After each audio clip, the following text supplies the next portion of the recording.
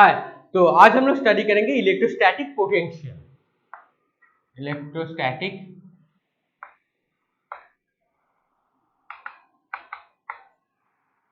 Potential, ठीक है। तो पहले हमने एक plus charge capital Q consider किया, तो इसका फील्ड कौन सी डायरेक्शन पे होगा?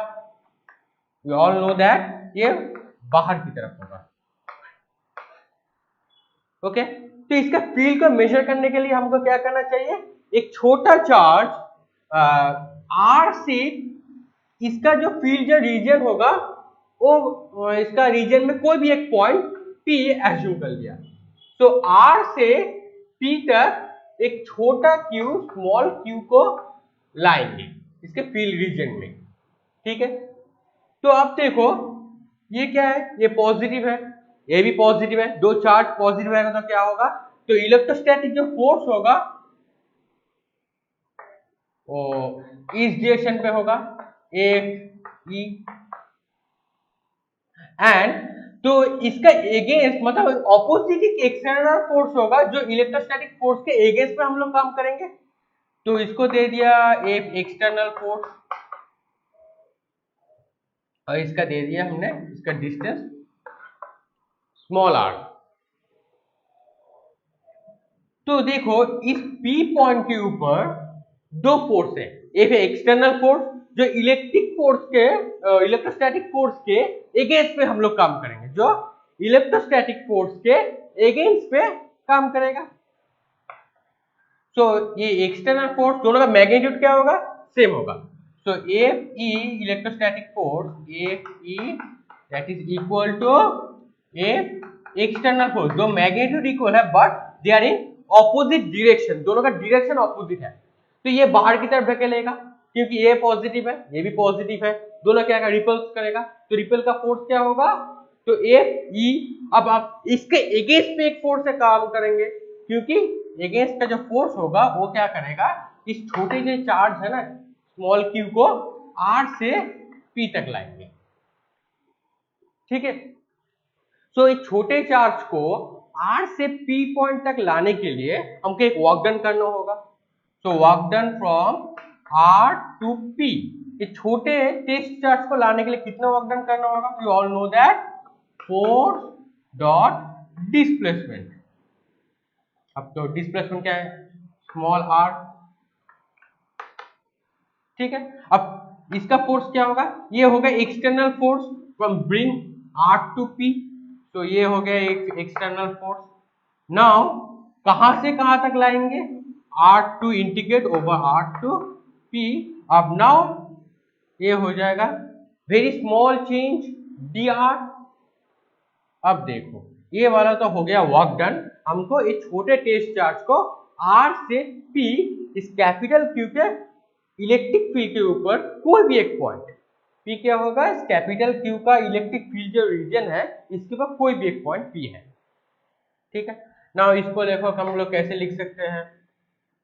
अब इसको लिख सकते हैं minus R to P F electrostatic force D are.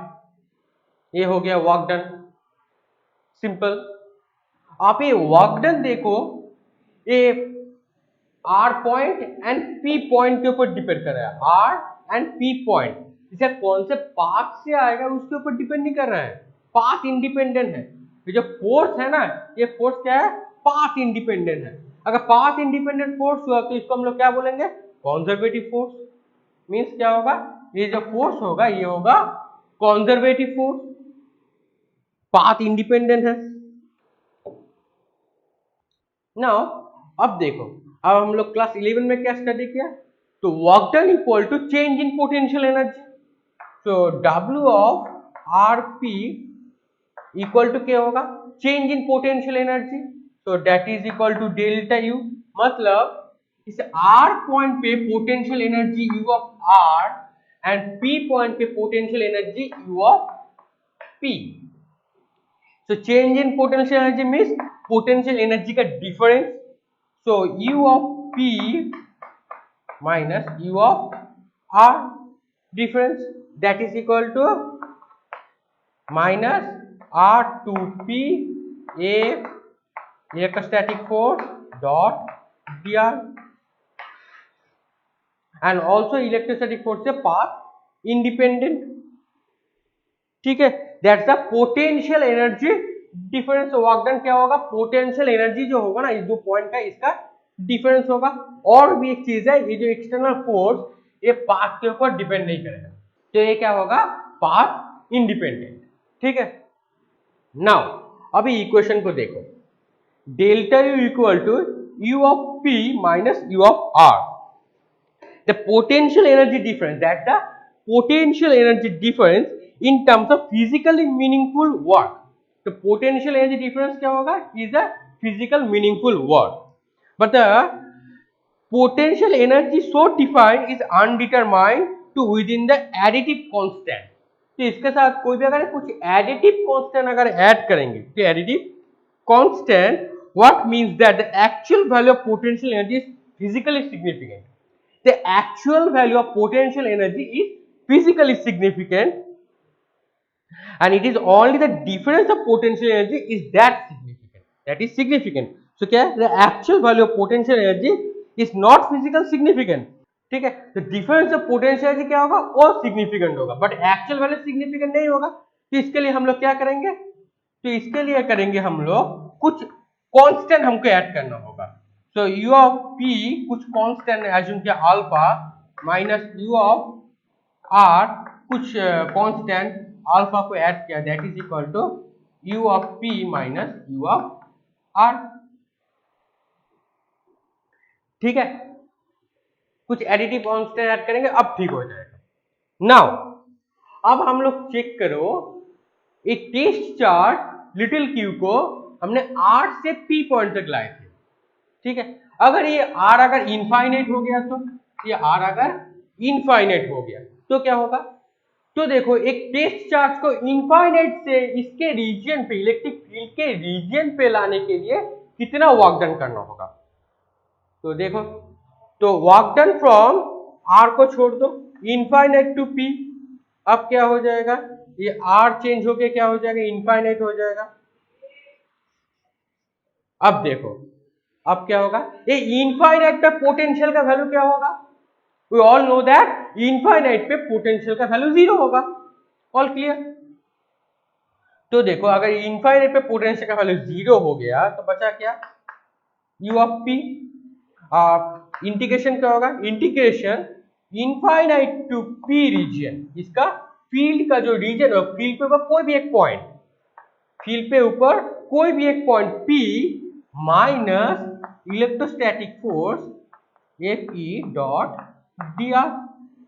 The potential energy of a change, the potential energy of charge q at a point is presence of the field due to any charge configuration, and the work done by the external force is equal and opposite to the electric force, and in the bringing the charge from q to infinite to point p, infinity to point p, माने infinite to p point तक लाने के, इसका मतलब है infinite से p point तक लाने के जो एक्सटर्नल फोर्स हम लोग देंगे वो क्या होगा, इसका जो इलेक्ट्रोस्टैटिक फोर्स होगा, मतलब इलेक्ट्रिक फोर्स जो होगा इसका ऑपोजिट होगा। ठीक है, दोनों का मैग्नीट्यूड सेम होगा but direction R is opposite. ठीक है, नेक्स्ट होगा इलेक्ट्रोस्टैटिक पोटेंशियल। तो इलेक्ट्रोस्टैटिक पोटेंशियल क्या है, so work done from the external force bring the unit positive charge from infinity to that point p। अब इलेक्ट्रोस्टैटिक पोटेंशियल क्या है, what is electrostatic potential, so work done by an external force of bringing the unit positive discharge from infinity to point p। ठीक है, इसके लिए जो work done करना होगा that is equal to electrostatic potential at point p।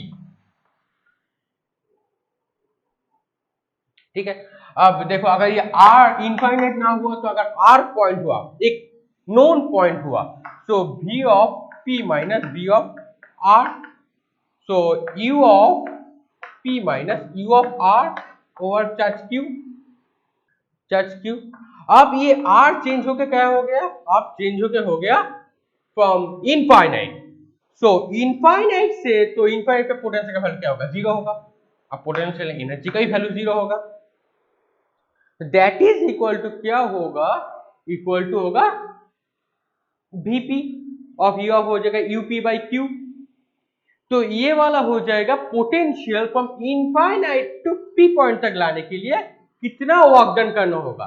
तो एक external force हमको देना होगा, वो क्या होगा, इलेक्ट्रोस्टैटिक फोर्स। इसका जो इलेक्ट्रोस्टैटिक फोर्स का ऑपोजिट डायरेक्शन पे होगा।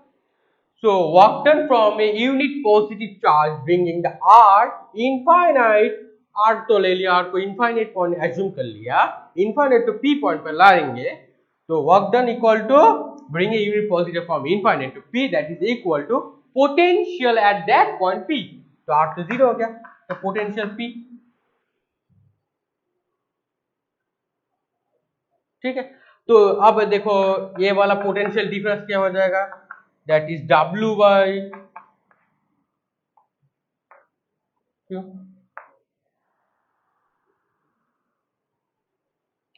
ठीक है, क्लियर हो गया, कोई डाउट हुआ तो कमेंट सेक्शन में जरूर पूछ लेना, ठीक है। तो समरी कर लेते हैं थोड़ा डेफिनेशन का। Work done a test charge को bring infinite to P point, P मतलब इसका कैपिटल क्यू का जो फील्ड होगा इसके ऊपर कोई भी एक पॉइंट पी होगा, यहाँ पे लाने के लिए कितना वर्क डन करना होगा, जितना वर्क डन करना होगा वही होगा इस पी पॉइंट का पोटेंशियल, ठीक है। इस पोटेंशियल को बोलेंगे हम लोग इलेक्ट्रोस्टैटिक पोटेंशियल। अब हम लोग कैलकुलेट करेंगे potential due to a point charge. Potential due to a point charge,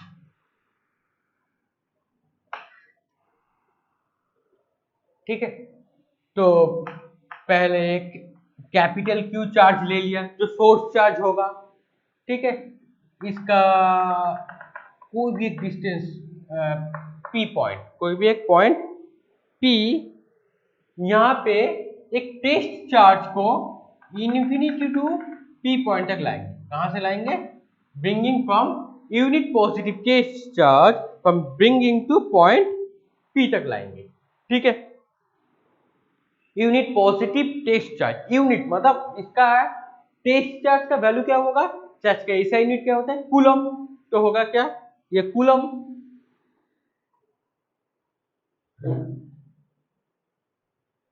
अब ये डिस्टेंस हो गया इसका r, तो इसके ऊपर कोई भी एक पॉइंट एज्यूम किया p डैश, जब कैलकुलेशन करने के लिए, तो इसको बोल दिया हमने r डैश, ठीक है। तो एक्सटर्नल फोर्स कौन सी डायरेक्शन पे होगा, इस डायरेक्शन पे होगा, F external force, and electrostatic force कौन सी डायरेक्शन पे होगा, ये F E इस डायरेक्शन पे होगा। अब देखो द कोई भी इंटरमीडिएट पॉइंट, इसको कोई एक पी पॉइंट जस्ट कैलकुलेट करने के लिए इजी होगा, इसके लिए हमने एक पी डैश पॉइंट चूज किया, ठीक है।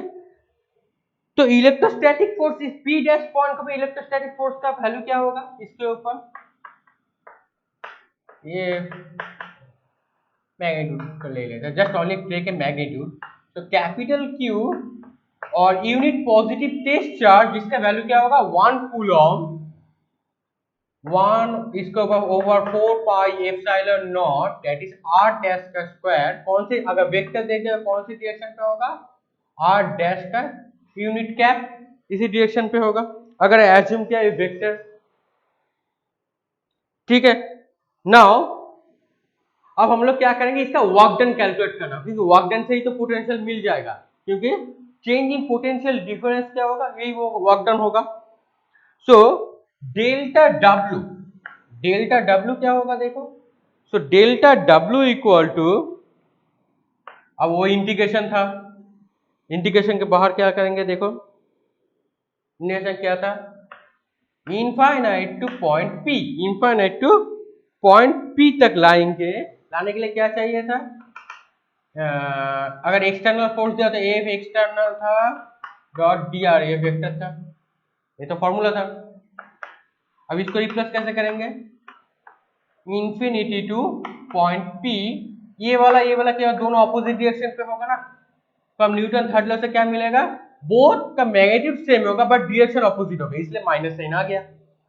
तो इसका वैल्यू दे दो आप, एक external equal to F E that is equal to Q over 1 coulomb over Q multiplied 1 coulomb over 4 pi epsilon naught R dash square. अब सिंपल सी बात है, डी आर वेक्टर होगा, कौन सी डायरेक्शन पे होगा, ये वाला डायरेक्शन पे होगा। ठीक है, अब हमको इंटीग्रेशन करना है, बहुत इजी है, माइनस है बाहर तो इसको 1 को छोड़ दो, q over 4 pi epsilon naught बाहर की तरफ बाहर निकल जाएगा, इंटीग्रेशन के बाहर infinite to p point, so d r dash vector r dash square. इस पोर्शन का इंटीग्रेशन क्या होगा, minus 1 by R, so minus minus plus हो जाएगा, q 4 pi epsilon naught 1 by R dash from infinite to point p।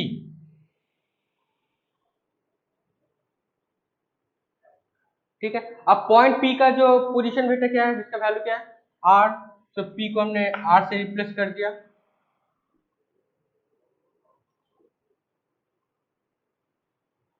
p को हमने कैसे replace किया, r से रिप्लेस कर दो, इसको r दे दो, क्योंकि p पॉइंट का वैल्यू क्या होगा, इसका वैल्यू तो r है ना, r दे दो, सिंपल। तो क्या होगा, q over 4 pi epsilon naught r dash replace हो जाएगा r और 1 बाई इंफिनिटी हो जाएगा 0, तो ये बन जाएगा r। तो फाइनली वर्क डन क्या निकलेगा, that is equal to, that's also known potential, so delta that is equal to potential V that is equal to Q over 4 pi epsilon naught R।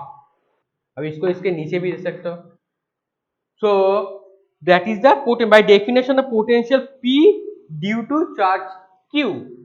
तो इसके ऊपर potential at point P due to charge Q का जो value है ना, charge Q के value की वजह से P पे पोटेंशियल का वैल्यू क्या होगा, दैट इज V, और इसका इक्वल टू क्या होगा, एक यूनिट पॉजिटिव चार्ज को from being to infinite to that P point पे लाने के लिए।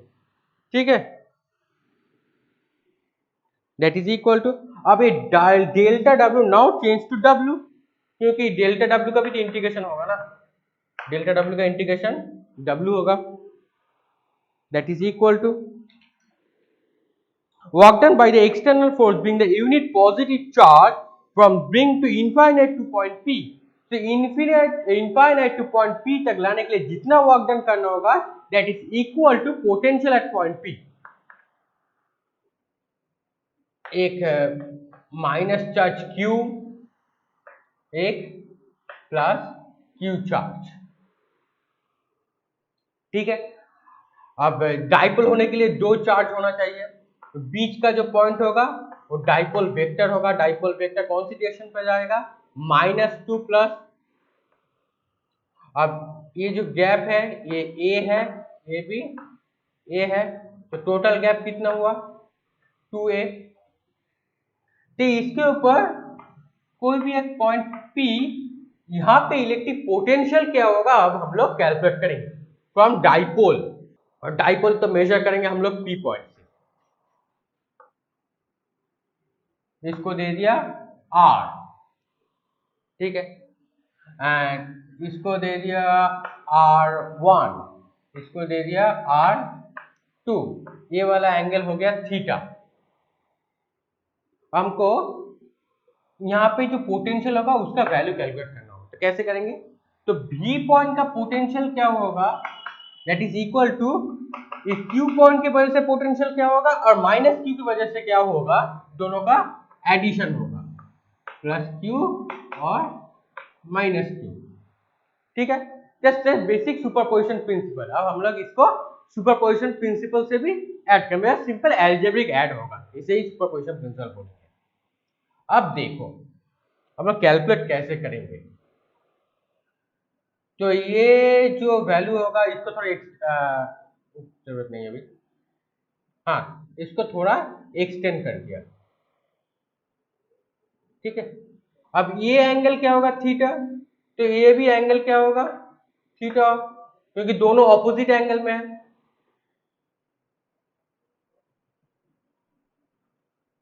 ये स्ट्रेट लाइन कट किया तो ये वैल्यू और ये वैल्यू सेम होगा, ठीक है ना। अब इसके ऊपर इसका एक परपेंडिकुलर ड्रॉ किया, क्या किया, एक परपेंडिकुलर ड्रॉ किया, ठीक है।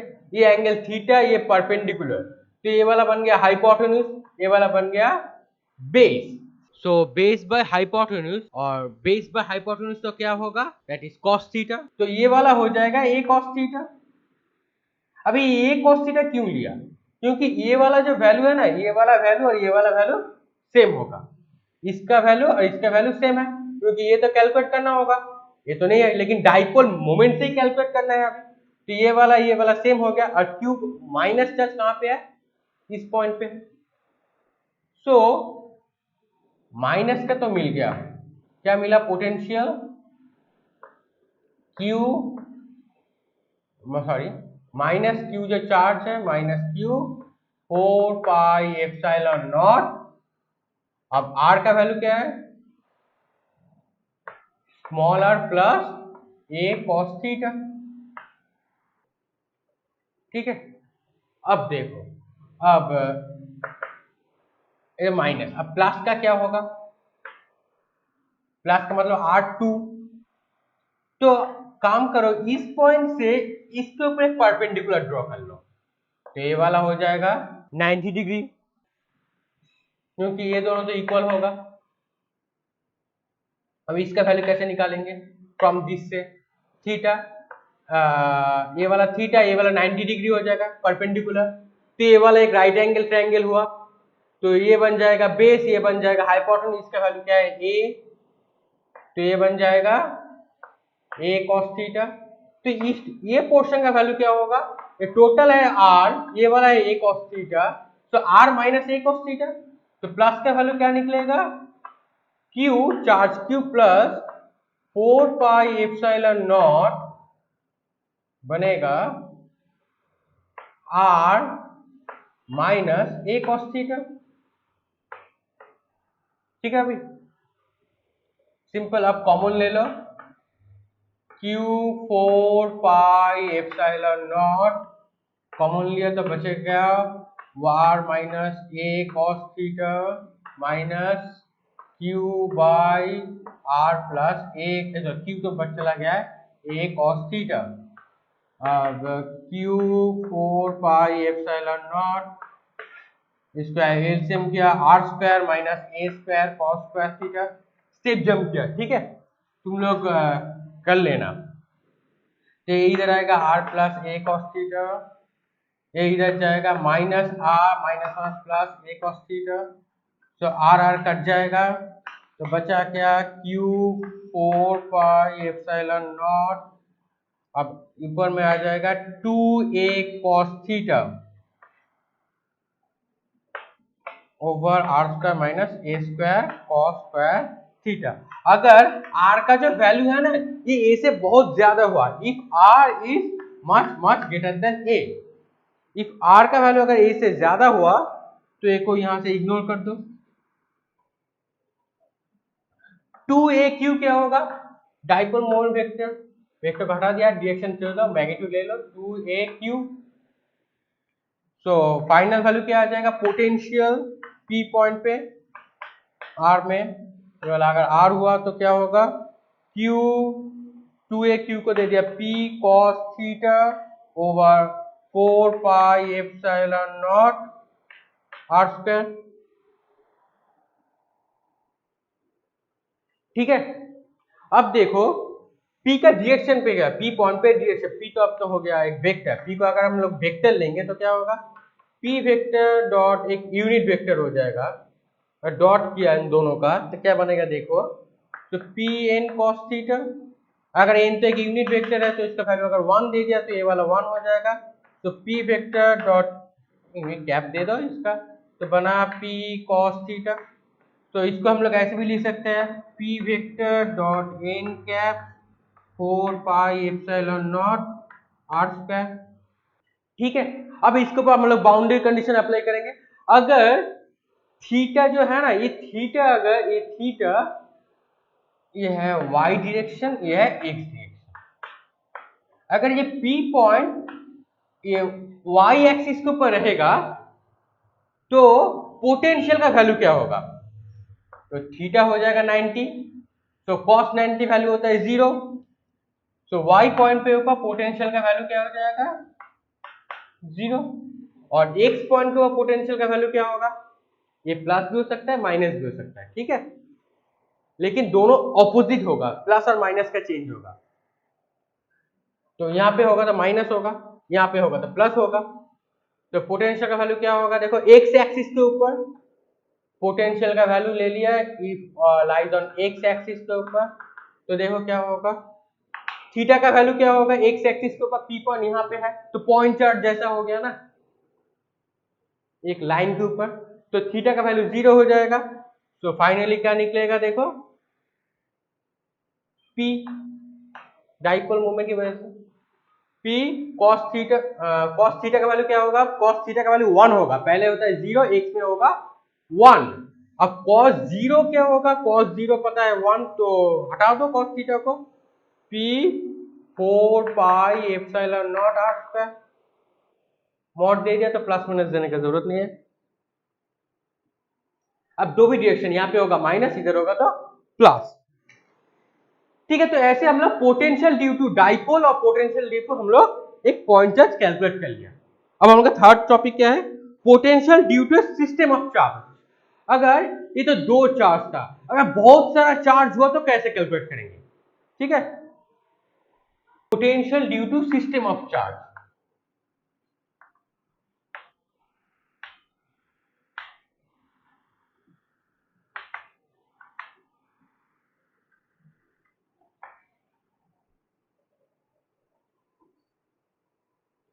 अगर एक सिस्टम में बहुत सारा चार्ज रहा, एज्यूम किया Q1, Q2, Q3, Q4, ठीक है, तो इससे कनेक्ट कर दिया हमने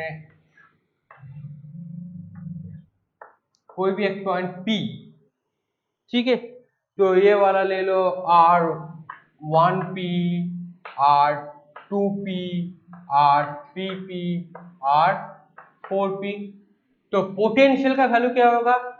फ्रॉम पोटेंशियल 1, तो Q1 over 4 pi epsilon not R1P। Potential 2 का वैल्यू क्या होगा? ये वाला कौन सी डायरेक्शन पे जाएगा?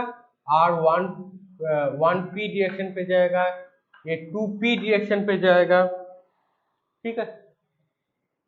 तो जाएगा क्या? Q2 over 4 pi epsilon not R2P, V3 क्या होगा? 3P पे देखो, Q3 over 4 pi epsilon not R3P। Simple n times में क्या होगा? V of NP। तो V टोटल क्या होगा? दैट्स ये वाला जो है ना, ये सुपरपोजिशन थ्योरम को फॉलो कर जाएगा, तो सिंपल एडिशन होगा।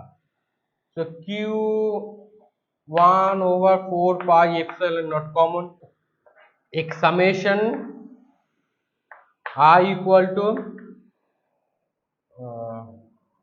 1 to n QI, अब नीचे आ जाएगा RIP,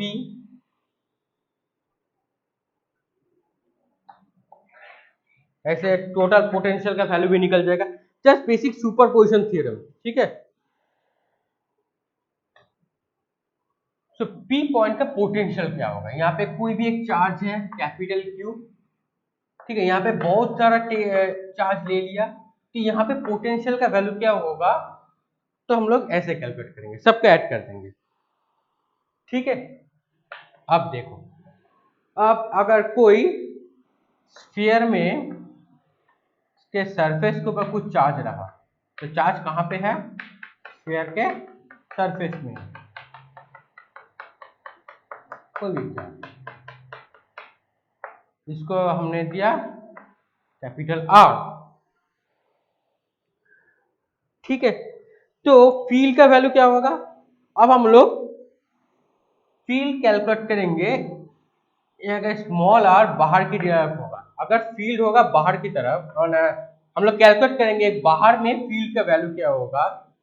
तो देखो यहाँ पे इजी, बी ऑफ छोटा आर का वैल्यू क्या होगा, ये बाहर की तरफ, तो क्या आ जाएगा 1/4 pi epsilon naught Q by small are.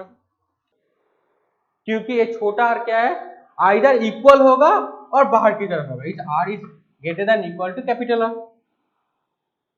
Equal हो सकता है, बाहर की तरफ हो सकता है। अगर इफ हमने छोटा आर अंदर पे कंसीडर किया, नाउ छोटा आर कंसीडर किया अंदर पे, तो अंदर पे तो इलेक्ट्रिक फील्ड का वैल्यू था ना पिछले क्लास में, अंदर में कोई चार्ज बाउंड नहीं होगा, तो क्या हो जाएगा, ई का वैल्यू 0 हो जाएगा। लेकिन पोटेंशियल का वैल्यू सेम होगा, पोटेंशियल का वैल्यू इसका सरफेस का जो वैल्यू होगा इससे सेम होगा।